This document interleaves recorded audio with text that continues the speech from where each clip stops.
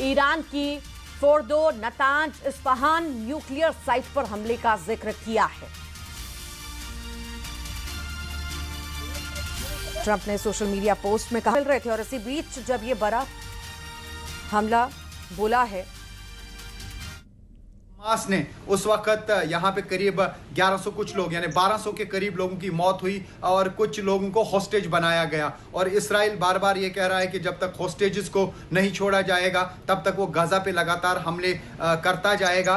लेकिन इसी बीच जी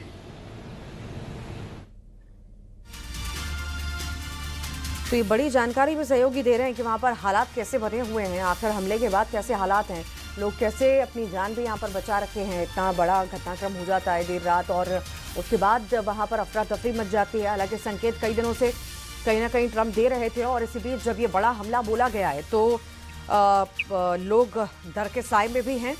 और Fordow, Natanz, Isfahan nuclear site, America के द्वारा Fordow, Natanz, Isfahan nuclear site पर यह हमले के बाद अब देखना होगा कि आगे क्या कुछ देखने को मिलता है। हालांकि डर कहीं ना कहीं है ही पूरी तरह से। और अब जब अमेरिका ने इतना बड़ा हमला बोला है तो अब कि आगे क्या कुछ देखने को मिलता है। हालांकि ईरान में वैसे ही डर कहीं ना कहीं है ही पूरी तरह से। और अब जब